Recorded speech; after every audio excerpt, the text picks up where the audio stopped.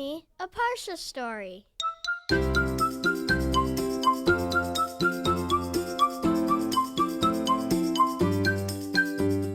Welcome to Parsha House. Hi, everyone, and happy summer. Meet Reeva and Adeena, BFFs, best friends forever. Both girls spell their names with a double E, Reeva and Adeena, and they loved spending time together and playing, and they were very excited when Reeva's parents let them know that because they were going away on vacation for a few days during the summer, Reeva was going to be having a sleepover at Adeena's house for 4 nights. Hooray! The girls are really excited. Of course, the parents had arranged all of the details together. And because Adeena's parents were bakers and left the house extra early in the morning, the girls had an exact routine set up of what they needed to do when they woke up in the morning.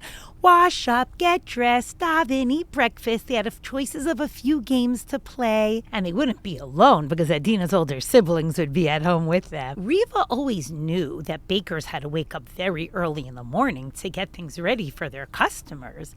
She also knew that Adeena's parents woke up super early, really, really, really early. And today, the first day of this sleepover, she was going to learn why. Reeva and Adeena woke up bright and early. Of course, Adeena's parents were already long gone. And they followed their routine that they had written down the night before of what they would do when they woke up in the morning. They got dressed, they davened, they ate a scrumptious breakfast, and they got right down to their playing. Risk was their favorite game. They played for 2 hours long. Then they were ready for some gymnastics. Then they played some more cards. And then their stomachs started to grumble. They were ready for a snack. Adeena said, "Hey, Reeva, I have an awesome idea. Let's go to my parents' bakery shop and get a fresh snack from the oven." "Ooh," said Reeva, "that sounds like so much fun." Adeena called her parents on the phone and said, "Is it okay if Reeva and I walk over to the bakery and get a snack?" "Of course," her parents said. "What a fun outing. We would love to see you." Reeva was especially excited because she had been in the bakery many times before with her parents when they went shopping for challah or for pastry, but this was going to be the first time that she was going to get to go to the back of the bakery and see the huge ovens in action and, of course, enjoy a super fresh treat. Yes! The girls practically skipped all the way to the bakery. And when they got there, Adeena's parents greeted the girls with a big smile. "Come on over to the back. Adeena, show Reeva how to get through." And the girls went right to the back. "What would you like today, young ladies? Rugelach, Danish, muffins?" Oh, it smelled so good. It all smelled so good. Reeva just wasn't sure what to pick. "Have a look around at all of the trays. Point and let me know what you'd like to eat, and I'll be so happy to get it for you." Reeva slowly walked from tray to tray. Big challahs, little challahs, Napoleons, apple muffins, chocolate muffins, babka, rugelach. Oh, it all looked so good. She wanted to make sure that she checked out every single tray so that she would know what she was picking from. Out of the corner of her eye, Reeva noticed a big white box that said on it, "The best of the best." And she wondered what was in that box. "Mrs. Drelich, I'm wondering," Reeva said, "what's inside the box that says the best of the best?" "Oh," Mrs. Drelich said with a shy, modest smile, "that's my most special box, the one that has the best of the best of the best of the baked goods." And then she smiled and turned away and continued working. What are we going to pick? Adeena and Reeva were wondering. They finally decided on a chocolate Danish and an apple muffin and decided that they would split them between the two of them. Mom put them in a bag. The girls skipped back home, sat down in the backyard under a tree, made a bracha borei minei mazonot, and were so excited to eat the scrumptious muffin and Danish. Throughout the afternoon, Reeva kept thinking about that box that said on it the best of the best. And she was just wondering what Mrs. D did with the stuff that was inside of that box. Maybe when she gets home from work later after dinner, I'll get up my guts and ask a little bit more about that box. I'm really curious about it, Reeva thought to herself. The BFFs, Reeva and Adeena, both with the double E in the middle of their names, had a wonderful afternoon. They went under the sprinkler. They played dress up. They made some concerts and recorded themselves singing. And then Adeena's parents came home, and the girls helped prepare dinner, and everybody sat down around the table and enjoyed a really nice dinner of chicken, green beans, and rice. No dessert. They had had their dessert in the afternoon. After dinner was over, the girls, along with the rest of the family, Adeena's brothers and sisters and parents, went into the den to hang out a little bit. Everybody picked a book to read or a newspaper. Everybody found a comfortable place to sit, to chill and read and relax and enjoy. Reeva could not stop thinking about the box, the best of the best. She moved over to sit right next to Mrs. D, and after a few minutes of silence said, "Mrs. D, is it okay if I ask you a question?" And she said, "Go right ahead. Ask away, Reeva." "Mrs. D, I know that you wake up really, really early in the morning every day to go to the bakery to go to work. I always wondered why you wake up really, really extra early. But I actually have an even bigger question that's burning for me. When we were in the bakery today, there was a box that said the best of the best.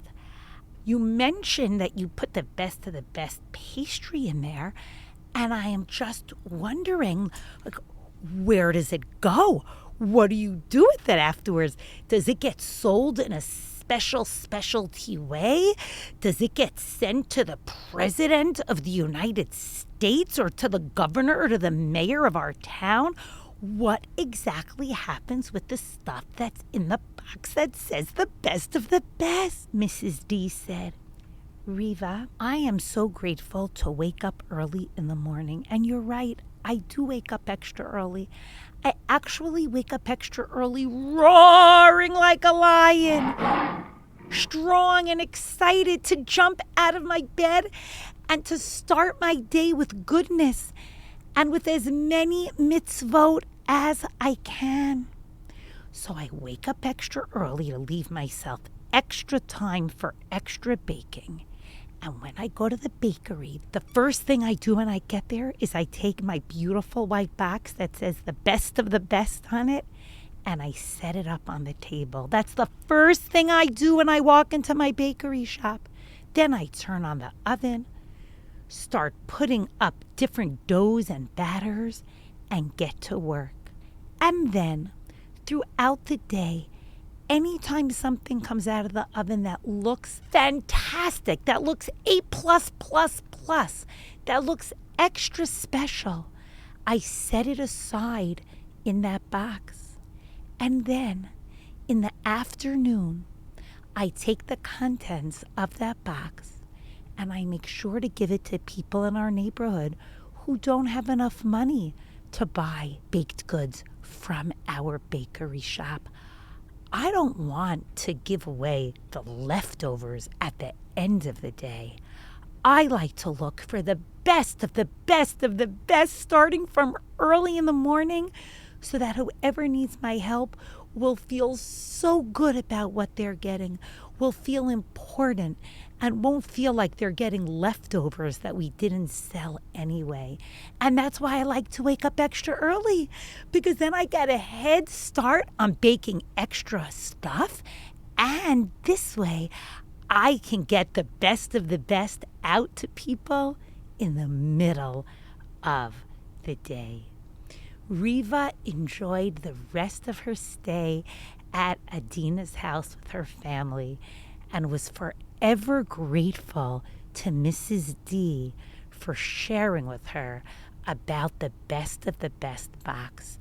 Reeva thought to herself, throughout my life, what I'm going to try to do is jump out of bed early like a lioness and think about the different ways that I could use my special gifts and my special talents to serve Hashem and to serve other people. In this week's Parashat Balak, Bilam tries to curse the Bnei Israel. But Hashem is in charge of what comes out of our mouths, and instead of bad words and curses coming out of Bilam's mouth, good words come out. One of the brachot that Bilam says about the Jewish people, about the Bnei Israel, is Hein am kilavi yakum ucha'ari yitnasa. Rashi teaches us that these words mean that this nation wakes up like lions. They jump out of their bed because they want to grab and take advantage of as many mitzvot as they can, to say Shema in the morning, to put on tzitzit, to go and help other people. Just like Mrs. D, just like Adeena's mom. We say Matovu as we walk into shul, as we start our davening every day. Those are also words that Bilam said.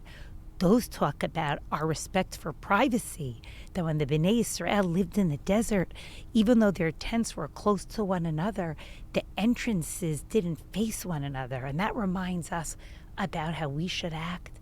And Am Kalavi Yakum reminds us to follow the example of Adeena's mother and to jump out of bed to do as many mitzvot as we can throughout the day, each in our own way with our own talents.